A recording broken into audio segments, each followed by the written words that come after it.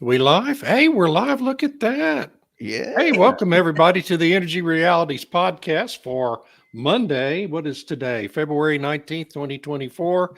It's President's Day in the United States, but not in Bulgaria where Irina Slav is, and not in the UK where Tammy Nemeth is, and it is in Oklahoma where Stu Turley is. Are you in Texas today? I'm in Dallas today. So You're in Dallas today. Okay. Well, you're not too far from me in Mansfield, Texas. Here we are. I'm David Blackmon, your host for today. I guess I'm the moderator of this deal. We'll see how that goes for me today. Our topic is, can we trust the numbers related to the energy transition? We're kind of concerned about numbers coming out of the IEA mainly, but also I think from the EIA to some extent. Are these agencies that are supposed to be providing the numbers surrounding the energy transition really reliable? And I think it's especially relevant to us this week because the EIA last week celebrated its 50th anniversary. 50 years ago last week, the International Energy Agency was created by, I don't know, they have something like 140 countries now who are subscribers to it. Supporters of it, help fund it. It was initially created to do studies and research and produce accurate data surrounding oil supply and demand globally.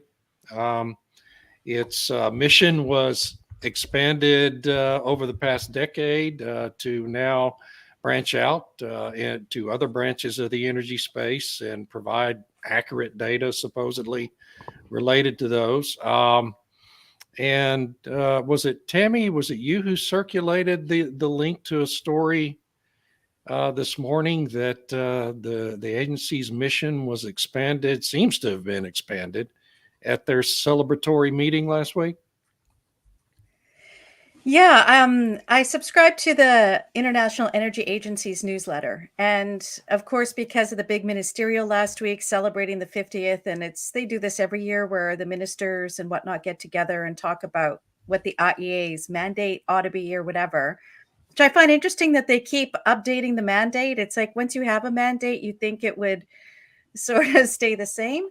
But what I found so interesting was that the mandate now, which the energy ministers had agreed on, is that they were going to be, what was the word? Was it enforcing the outcome of COP28? And I thought, well, right. What does that mean? What does that mean? Guiding the implementation. What does that mean? Because that's basically, is that saying that an international organization is now going to put each nation's feet to the fire to hold up whatever promises they've made at various international meetings? I mean, that seems to be a bit of an abrogation of sovereignty by the nations if they're permitting that. But it was unclear to me what it meant to oversee the implementation of these promises. I don't know. What do you guys think? What does that mean? I just saw that today and I thought, I don't know. Do this? Does the what was that, Irina? To enforce this implementation of COP28? How does it do that? I don't know. I don't know. That's why it seems so strange that this was like the number one thing they identified as being the reevaluation of their mandate. And so does that mean all of the signatories to the IEA, all of the different nations are somehow giving up some authority to the IEA to help implement? I don't know. One of the things they agreed to at COP28, let's remember there was an agreement, not among all the attending nations, but some of them, to get rid of any unabated coal plants that still remain within their countries, phase those out. What power, what authority does the International Energy Agency have to say, as a specific example, enforce that agreement? I can't think of anything. It's unimaginable to me that they have any actual authority to do that. They don't. I don't think they do. And what is unabated coal? They really love to I know. what is you know, abated coal and what is unabated, as opposed to, what's the difference between abated and unabated? right. Yeah, Because I just mean, if words.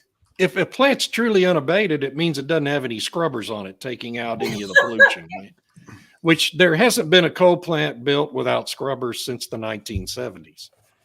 So, I mean, I can't Yeah. believe such a plant even exists to begin with. But I think what they were talking about specifically in that agreement was any new coal plant that doesn't have carbon capture technology associated with it, Yeah, which right. seems kind of ironic to me since so many of the climate alarmists don't think carbon capture works. Well, they're Right. actively against it. Yeah. They're actively against it for sure. Because I mean, in Saskatchewan, there's one of the coal power plants was the basic example for testing out the technology of carbon capture. And, after 10 years or so of trying to figure out all the bugs and everything, they finally have it. So it's about, I think, 85 to 90% efficient, and it captures 85 to 90% Yeah. of the emissions, and they use it for enhanced oil recovery, which drives the environmentalists crazy. They do store some of it permanently, but most of it goes to EOR. So the technology is getting there, but the environmentalists hate it.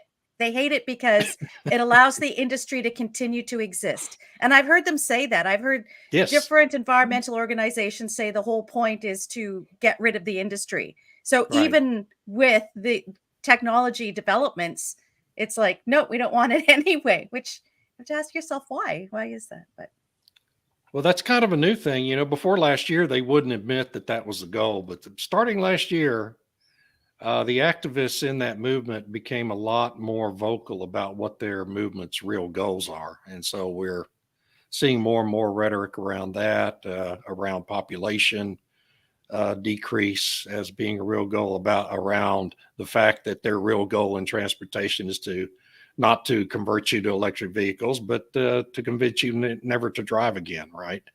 And they want to take your cars completely away. And it's been really interesting progression seeing them become so increasingly bold with their rhetoric over the last few years. Yeah, and ever more radical. Ever more radical, yes. Stu? This brings up an interesting oxymoron, other than me, since I'm the moron of the group here. I'm the oxy. You're the moron. Right? Yeah, you are. And speaking of oxy, direct air capture, BlackRock, who is the king of ESG hypocrisy investing. I think they invented ESG hypocrisy investing.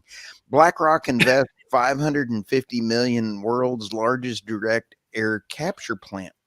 And when you sit back and take a look at this, it is now a joint venture with Occidental Petroleum, Stratos in Ector County, Texas. And I find it amazing that Occidental is peeling out, as David and I have talked about, and they're going to the ESG direct capture methodology in oil and gas, and available for the Inflation Reduction Act, which Dan Bongino calls the Porculus Bill. And I kind of like the Porculus Bill on this because it's driving inflation up, and Porculus is one of my favorite words. And hey, shout out to Patrick Devine. But where I'm going with Patrick. this, yay, Patrick. We love Patrick. And so as we go through this animal will remove a ton of CO2 for $600 to $1,000. But where this actually plays into a big thing is the regulatory actions, legislation through regulatory actions in what they're charging oil and gas companies. Is Oxy going to be the only one immune from these regulatory issues? Could be. And then Warren Buffett just invested, I believe it was $2.7 million or $27 million just recently in Oxy. I need to go fact check myself. Yeah, Buffett loves Oxy stock and Chevron.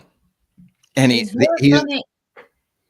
is very funny what you say about the price per ton of CO2 with direct air capture, because you've probably seen the news today that the price per ton of carbon dioxide in Europe has fallen to a 2-year low.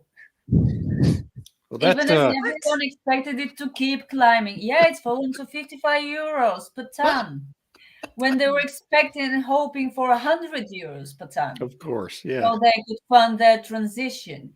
But now, and what's really amazing, we are getting so far away from the topic. But anyway. That's okay.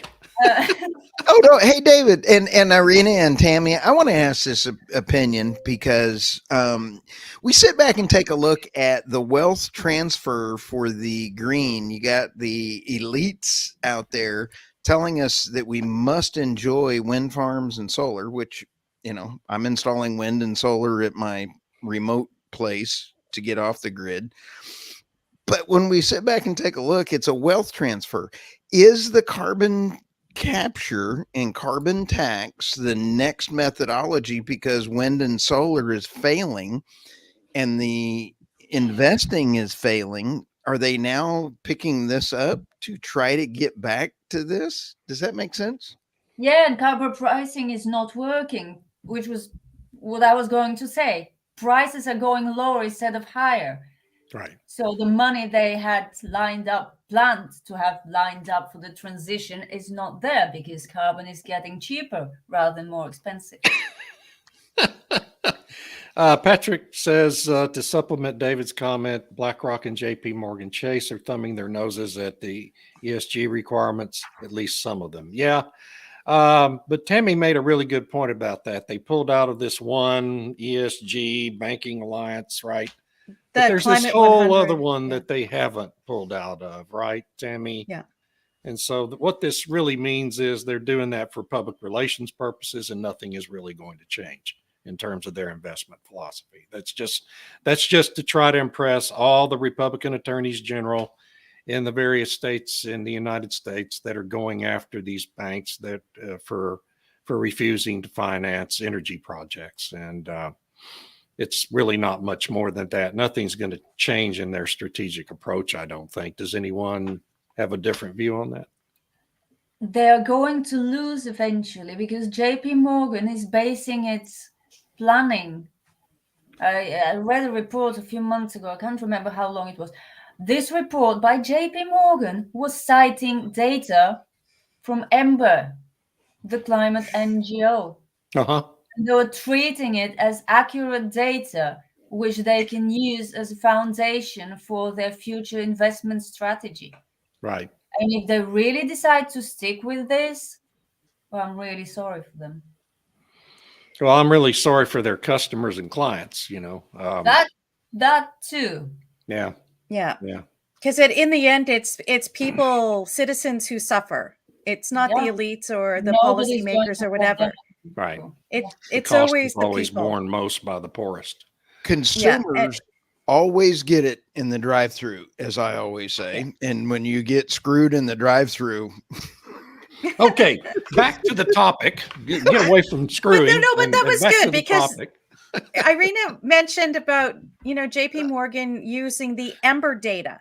And if we're talking about, what's up with numbers, right? Because what happens when I was thinking about the IEA, for example, have they gone the way of the mainstream media where it's like they become more of a mouthpiece for certain agendas and whatnot, rather than being a more neutral,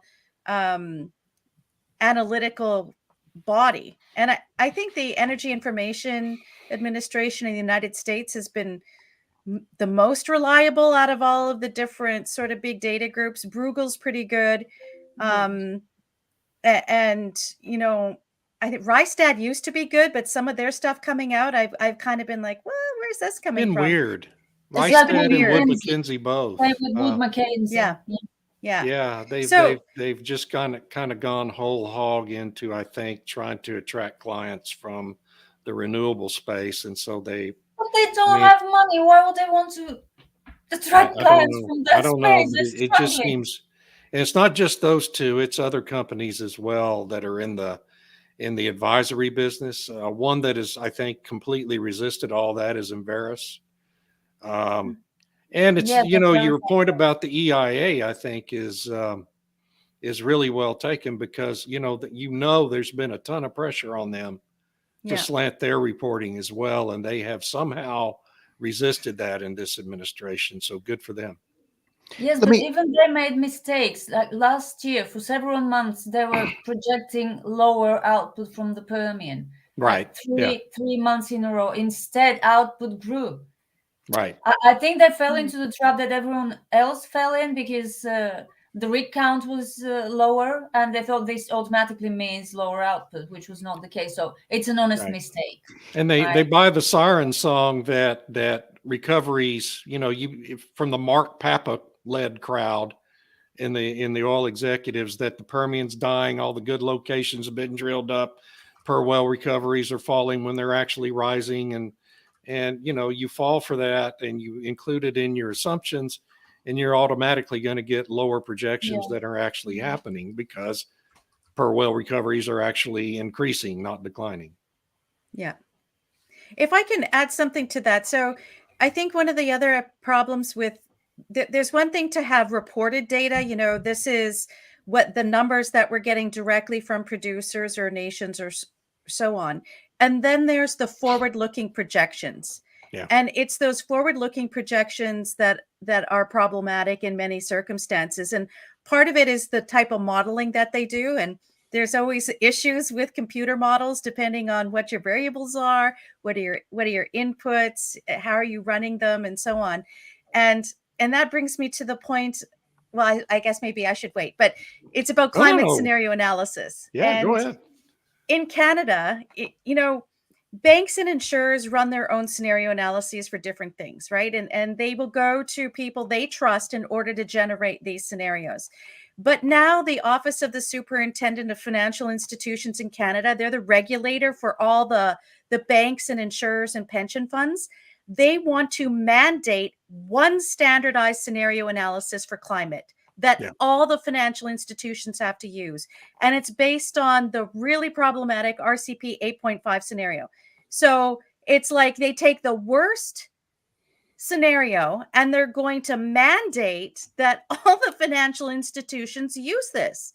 Right. And I'm thinking, how is that going to be helpful when you're not even allowing competition amongst banks or financial institutions to say, you know what, we can outcompete that guy because we have better analyses. We have better scenarios. It's going to rig the game. It's going to rig the game. Yeah. Which is, of course, what they always inevitably end up resorting to in any. I mean, we have to go back to the fact that this is all a socialist / communist global movement. And they always end up resorting to rigging the system to push their ideology forward. And because in the real world, the actual results never conform to the projections, right? And so they have to rig the system in order to win. And here we go. But they can't win if, the actual way things develop and progress is not the same as those models. And that risks whatever tells them. Yeah. The reality will get hopefully in the way. But with respect to RCP 8.5, Roger Pilkey has had at least 2 or 3 really good Substack posts about it and how it's a disproven, nobody uses it anymore. It's a crazy, unrealistic assumption. And I don't know what weather forecasters use. Good ones would not touch it. The IPCC has said, this is so ludicrous, we're not using it anymore. So the IPCC has said that. So, and you can go to their website and they say, we no longer use this. We use RCP 6.5 or whatever. But so they're not, even the IPCC isn't using it, but the central banks use it. So if you have the central banks saying, well, this is the business as usual, which is the absolute worst case scenario, implausible. Yeah. And now they're going to mandate all the Canadian financial institutions to use it. I think it's just poor Canada. And that goes right to the point. Can you trust the data? Can you trust the data? No. I think the answer is pretty clearly no, right? Not at this when point. It's so actively manipulated. Right. Right. Um, Stu, please go ahead. You've been trying to get in. I get excited. You guys just have to slap me from He's been over there. But the Biden administration, God bless them. Let's have a moment of silence for them. Okay. So when we sit back and think, oh my goodness, they manipulated the jobs report. The EIA last year finally had a bunch of rumors that they were manipulating the data for oil and gas pricing. Can we even trust the numbers because of our stupidity in political things? So it's not a conspiracy theory when it actually is proven true. When it's standing in front of you, slapping you in the face, it's no longer a theory, right? Yeah. Sorry, I get emotional. Okay, so I think we have a consensus here. The data is not to be trusted. No data. No data. So let's go to the headlines. I want to. Okay, I'll bring that up, but I just want to share with everybody. I typed in on YouTube in the notes #COP28, and our feed stopped on Well, of course. YouTube. Of course. Why would you do that? I just wanted to test it, and yes, Google is not trusting the data. Sorry. Patrick's coming in from LinkedIn, so guys, yes, we prove it again. Right. Let's go to the news here. To the headlines. This would be Irina, I believe. This is Irina. Weren't these last week's headlines? I just realized these must be last week's headlines. Oh no, are these not the right headlines? Oh, my bad. I'm sorry. I got two new ones. Okay, we won't have them, but I'll just go through them quickly. Okay, we'll remove this and then go through your new ones. My bad. Technology, you can shoot me later, please. That's okay. So the first piece of news I wanted to mention was a report from the Wall Street Journal that America's ESG hiring boom is starting to cool. So departures from ESG positions have exceeded arrivals in these positions over the first half of last year. And what I found especially notable is that the most departures happened in big tech and in financial services. My guess is that these were the most active hirers of ESG personnel. And apparently they found out, no doubt with much shock and surprise, that these hires do nothing about their bottom line. So now they're letting people go and cutting jobs and trying to rein in costs. It's an amazing development. It's the ultimate overhead, right? Yeah. Well, and plus, can they be replaced by AI? What they're doing? Probably. Yeah. Oh, wouldn't that be ironic? Anyway, try to find a way to share my screen. Anyway, and the other one is really hilarious, but you've probably heard about it. That cancellations threaten Biden's 2030 offshore wind target. Well done. You're almost believable. Yeah, imagine that. Companies are canceling projects because even with the promise of more money, the economies are not working out. So they're pulling out, and this is threatening the agenda. I mean, really, it reminds me of what the UK did when they worried about their carbon prices, that carbon dioxide was so cheap that it threatened the agenda, it threatened the goals. Seriously, people, if it's so cheap, it means there's not so much of it being generated because there's no demand for energy. And that's a problem, suddenly. Because you can't meet your And no one could have seen it coming, right? I mean, it would have been impossible to see any of that. It's a shocking development. Yeah. Yeah, that was it for me. Yeah. Patrick, the elite only use data to support their agenda. Well, of course, yes. The goal is to gain total control of all commerce and industry for the express purpose of climate control. Yes, it is. Absolutely. And Patrick, wealth transfer. and wealth transfer from you and I to the people who control the data. Wait until they have the natural assets where they can monetize parkland and whatnot. Yeah. That one Yeah. chaps my chicken. Yeah. Who's sorry? Who's next? I don't know. What can you show? I don't know what The we go here. uh This one. That's you, isn't it? is This is mine. okay. Well, go back to Tammy's. Is There that we go. Tammy? Yeah. Okay. So the first one is mainland China stock exchanges have issued their first guidelines on corporate sustainability disclosure. And that basically means that the really big stock exchanges in China are requiring various ESG data from the companies that are on their stock exchanges. And they're kind of rolling it out the same way that they did in Europe. So the really large corporations will have to comply with the accounting of climate and sustainability. And I think a lot of it has to do with them accessing the new carbon border adjustment mechanism and the various regulations in Europe. So this is a way to try and, I think, defang Europe from putting various tariffs and whatnot on China.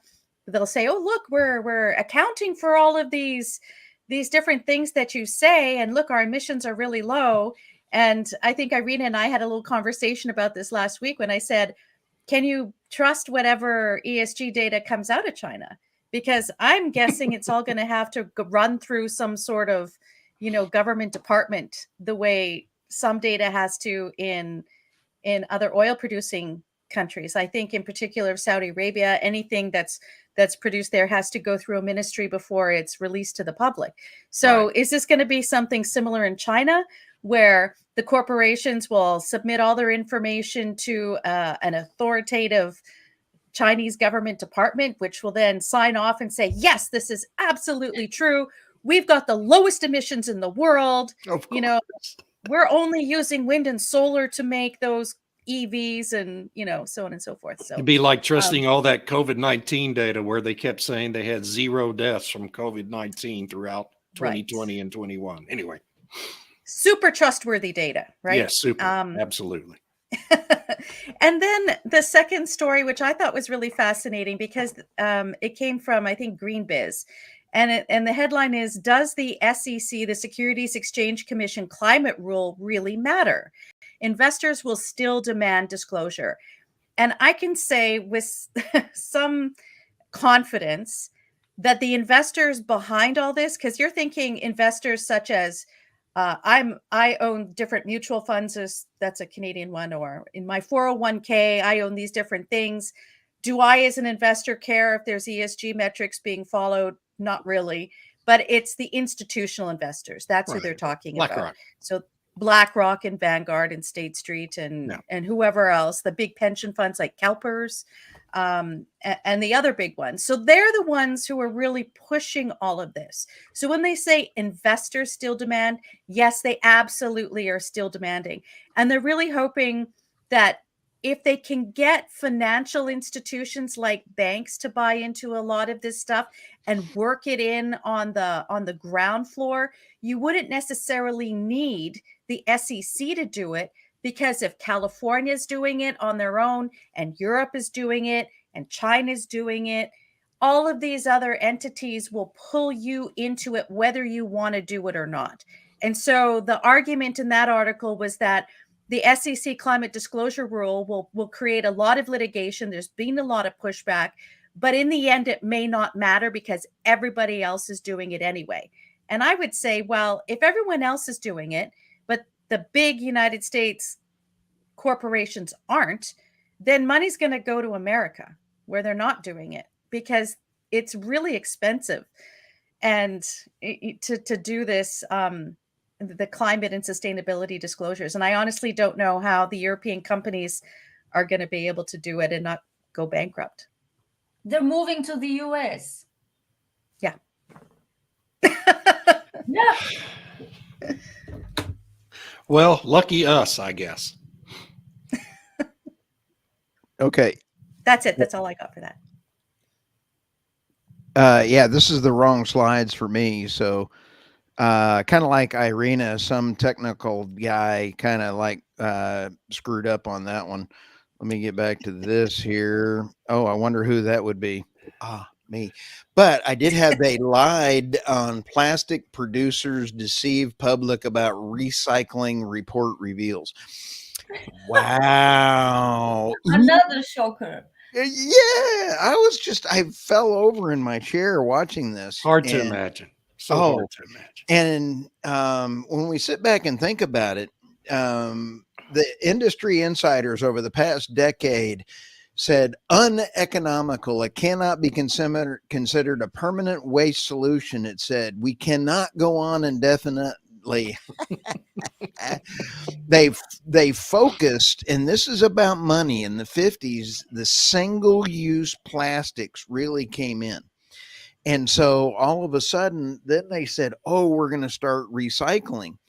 I think it's 70%, some huge number of plastics are supposedly, and I use the quotes, recycled. And and they're just put into landfills. So all that green buckets that everybody puts into is not recycled. Yeah. Yeah. Well, Well, I mean, I think it's unfair to like because that article seemed to want to demonize the plastics companies for misleading people and so on, but it was really the governments that were telling them they had to do it. And so they're like, okay, I guess we'll say we're going to recycle these things. But in the end, it would be left to, like in Germany, it's left to the local authorities to do the recycling, not the Right. plastic companies. Yeah. And so you can recycle all that stuff and you can turn them into little pellets that can then be shaped into other things, but it's expensive. And yeah, the and you local have to have authorities didn't want to markets pay for for it. it. Yeah, you have to have end markets for it at the end of the day. And, It's got to to be a large affordable. extent, they don't exist. Can I? Right. So you could use it like I know there's an example in Canada where one of the provinces back in the late 80s, early 90s said there's no way you can recycle milk jugs because the milk was in these big plastic jugs and there were various things. So like you can't recycle it and so on. But there was one company that I think they got some subsidy in order to say, yes, we can do it. And they went and they collected all of the milk cartons. They started charging a deposit for it. So they would get the money through deposit.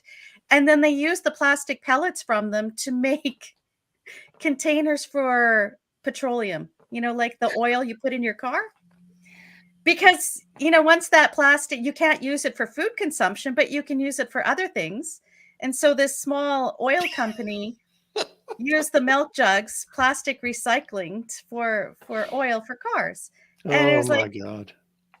why not? If you want to recycle it, there's a possibility there. It's just how much is it going to cost, and are people willing to pay for it?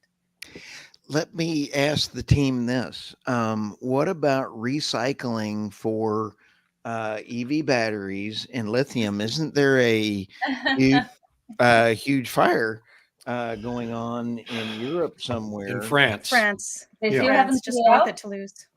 And how many supposed miles on an EV did this factory just negate? Oh, I'm just asking. probably Tesla's whole fleet just went up smoke, in terms of any carbon Do emissions. we know they're actually EV batteries? Because from the reports I read, it didn't It say didn't anywhere that they were specify. EV It was batteries, unclear. Yeah. but it It was, was unclear.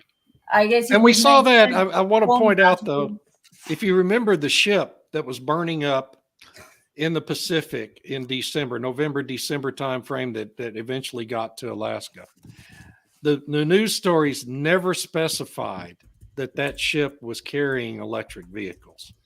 But we So how found did- out finally at the end that ship was carrying electric vehicles. So it's like our media blacks out what Right. that particular aspect of the news to specify that these, so we don't know if these are EV batteries, but they're lithium ion batteries, and it's Yeah, maybe they're whatever. phone batteries.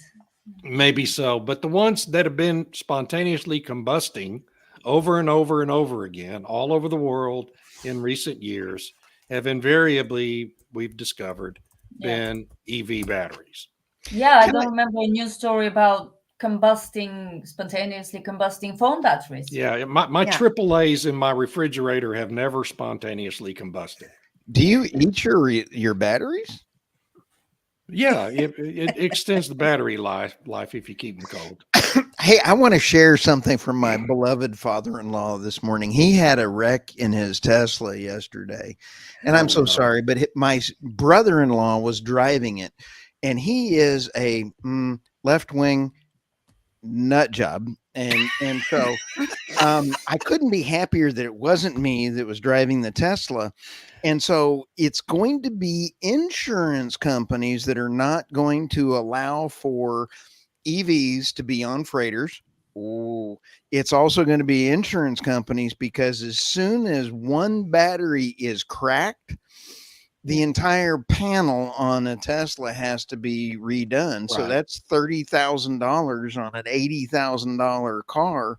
When are insurance companies going? Because Tammy, you'll have to correct me. I believe it was last year sometime they had announcements that insurance was double and going even triple in England. I think I saw your things on anyway.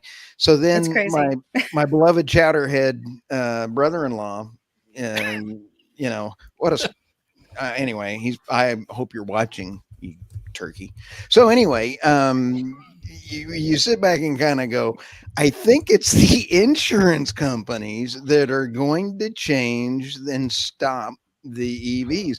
My father-in-law's insurance was doubled. Yeah, it costs a lot more to insure an EV. Yeah. And your homeowner's insurance goes up if you have one of the garage chargers due to the risk of spontaneous combustion. I think he's just, wait a minute. I just heard my father-in-law spontaneous combusted over the pricing. Sorry. Here comes one from Patrick. No, I sent that one in. Oh, you did? Yeah. Because I can't say it's from me. It just says from you. So so Patrick was asking about who will be monitoring or regulating the world ESG regulations, and it's each nation. So most disclosures are based on the TCFD or ISSB. They claim there's interoperability between all of these different standards, but each nation will come up with their own means of monitoring and regulating. I'm sure the data they collect will be accurate. It's so obvious. It's ridiculous.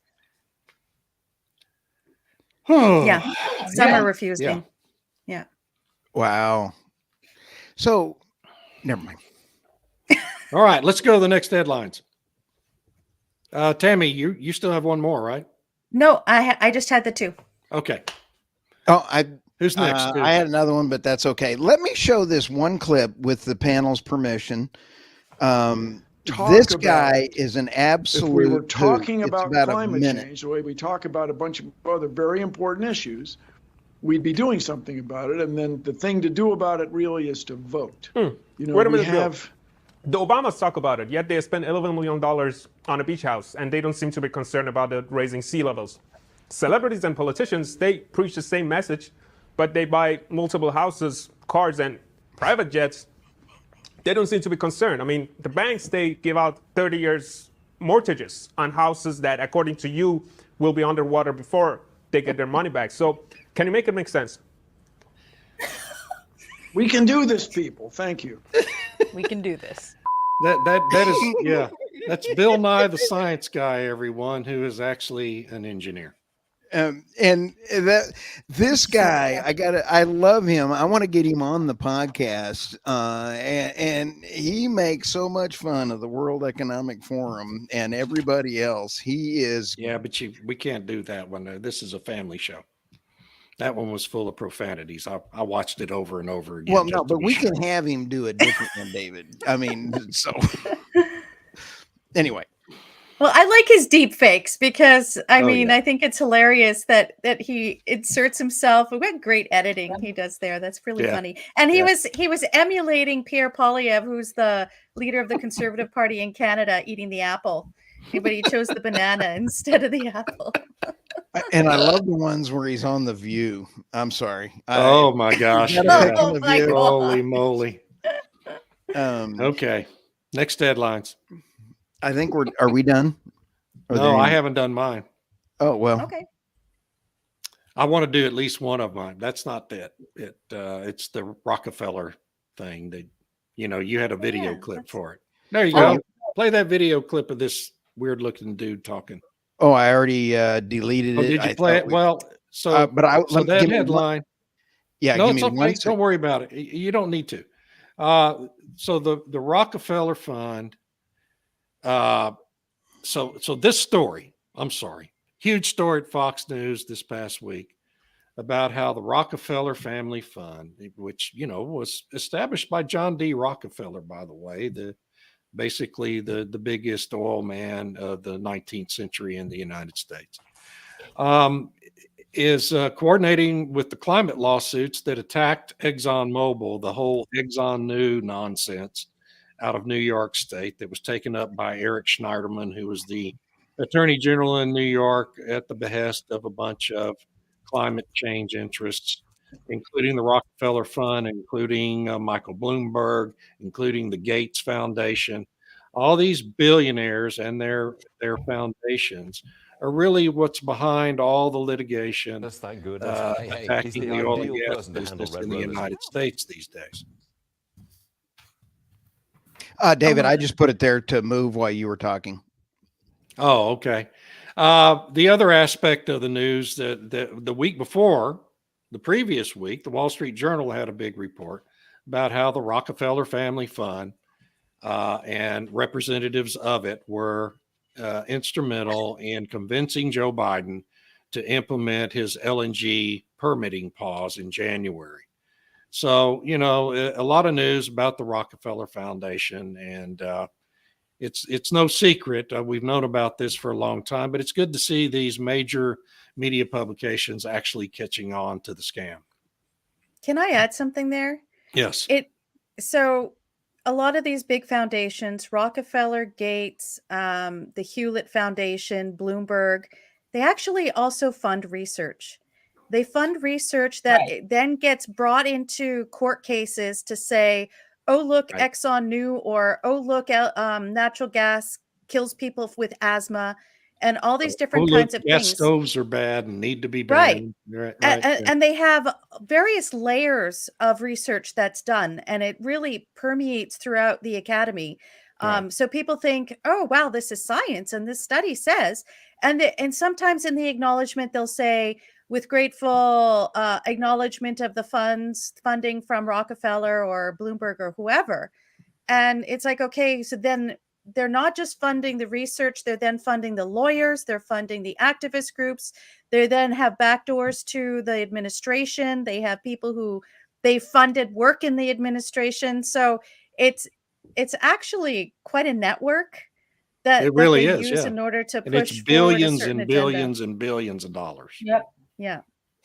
Yeah. I mean, Bloomberg alone, his own personal money, it's been well over $2 billion, and his quote foundation is billions more. And I mean, it's a lot of money. And the Europeans have a lot of that money too. Yeah. And these are the same people who first fund the science to come to some certain conclusion, and then tell everyone trust the science because it's science. If you don't trust them, you don't trust the science. Yeah. They're like Anthony Fauci. They are the science now. Yeah. And so then it goes back to, can you trust the data? Can you trust the science if it's being funded by these interest groups? That was why I picked that story. I think a lot of people realized in the years between 2020 and 2022 that you can't trust the science because the science, to begin with, is not an exact science, this particular medicine and healthcare. Remember how the World Health Organization was sending conflicting messages? Right. Everybody forgot that around mid-2021. I didn't. I got banned from Facebook They for were pointing it out. contradicting themselves, but everyone forgot that.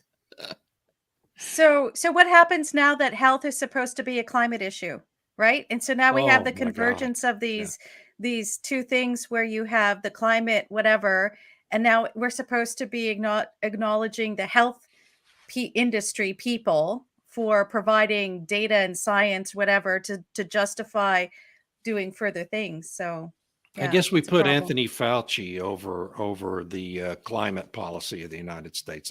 Maybe he should have replaced Kerry. Yeah. Yeah. Excuse me, I'm going to go throw up. Yeah, me too.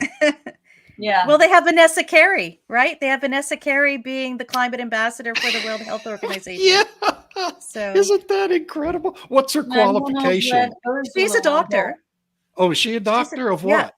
Yeah, I think Suppository medicine. Sorry? Suppository medicine. I thought she's fairly well known in medical circles. So I Okay. mean, she is a doctor. Well, good for her. What does she know about the climate? So is Jill Biden. Anyway. Okay. Sorry. Enough of that. Okay. What else do we have? Anything else on the agenda? Did you have another article there, David? I don't know. I think I did, but I don't remember what it was. It was the IEA one, I think. Oh, well, The climate, we've already another talked climate about that. pivot. Yeah, that was just the IEA's 50th anniversary thing. We covered that up front. Right? If there are any listeners, please, we will fix out the technical issues next week for Tammy, for Irina and David to share live on theirs. If you have questions, I think Patrick had one last comment here. 20% are critical thinkers. The 80-20 rule. Yep. Well, you got to combine it with his previous comment, which said 80-20 rule, 80% of the people are sheeple who do whatever the authorities say. I would suggest it's more like 95%. And then Right. 20% are critical thinkers who are most famous for being censored. Yes. I know what Patrick means.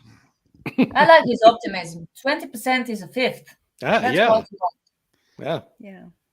Leave it to Irina to be smart. Excuse me.